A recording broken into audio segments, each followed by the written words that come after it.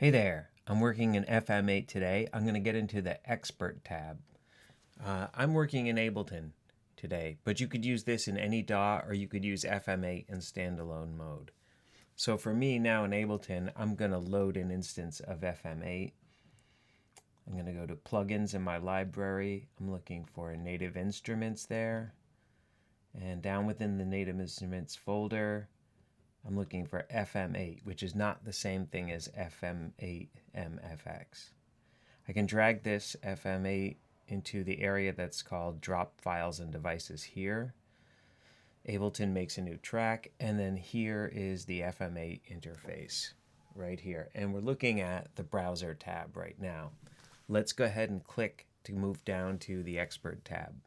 So now there's a whole bunch of new stuff in the navigator. You can see there's ops, and an A, B, C, D, E, F, X, Z. There's a pitch area. There is the envelope area, the modulation area, and the key scaling area. And there's a spectrograph. All right here now. That's a lot of stuff. We're not going to get to that. There is a display for each of the operators. There's a whole bunch of controls here at the bottom. And then right here, you can see that there's an FM matrix, which is the heart of FM programming. And it's the most defining thing of the sounds that you'll make in the Expert tab of FM8. The default new sound is just a simple sine wave with no envelope to it.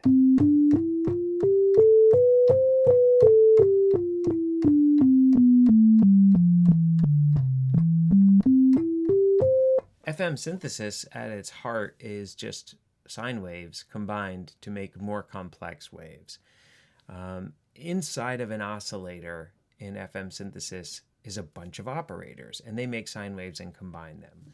Some operators are carriers, which bring sound to your ears, and some are modulators, which affect those carriers. Let's just get our hands on it and see what we're talking about here. Operator F is lit up as white, like the F is white, which means it's turned on, and that's what you're hearing when I play. If I control click on it, it does nothing because it's off, and the F is now black, just to give you a sense of how this matrix works. I'm going to turn it back on with a control click. Follow the line down and out. You can see how the routing works here, and that 80 that's in the bottom there is how much signal's going out. So I could turn it up and down.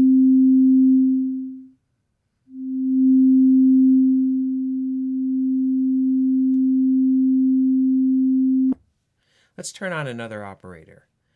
Operator E, if you control click on it, turns on, the E becomes white. It's not doing anything yet, but we can use it as a modulator to change what's happening with F.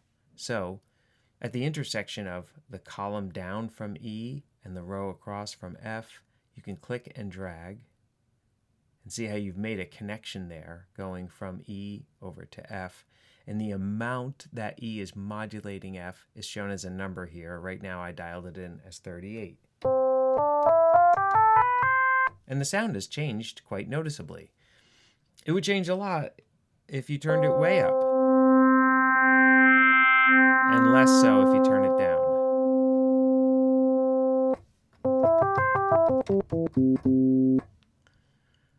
Let's play with the envelopes.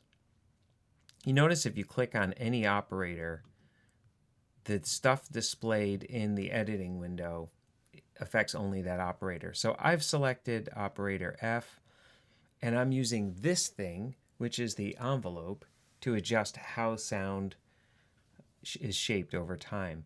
So let me just drag some points so that I have a slow attack here.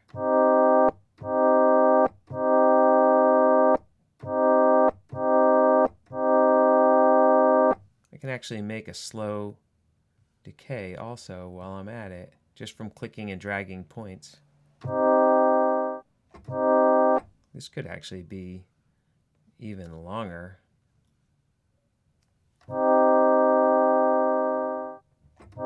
That's more what I want. E has its own set of envelopes. So let me click on E and do a similar thing. Let me drag a slow attack and a slow decay.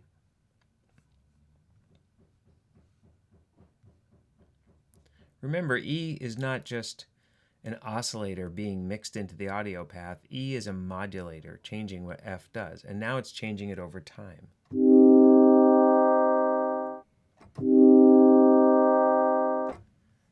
I'm going to turn up E a little more so we get more of a profound effect.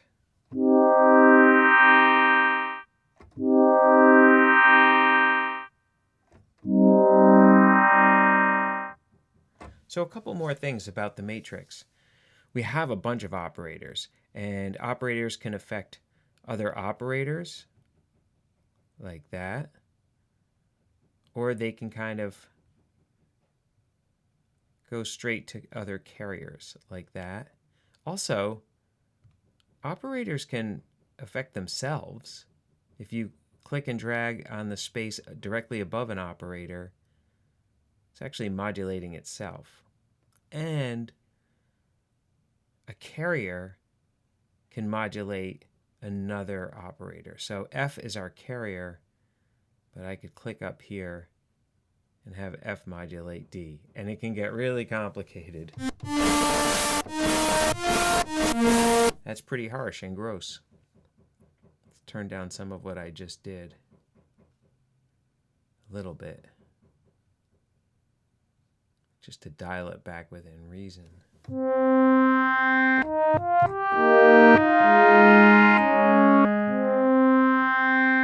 If you want to see the results of what you're doing as a spectrograph,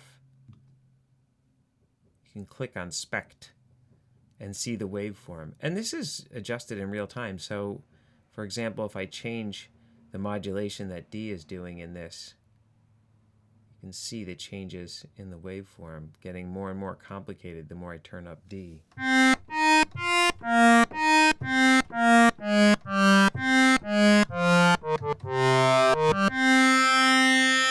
Okay, let's talk about next steps for you as an expert now. Click back to your browser, load up some sound, anything that catches your interest. I'm just loading up something called 3-oct hook. Then come back to the Expert tab and see what's going on in there.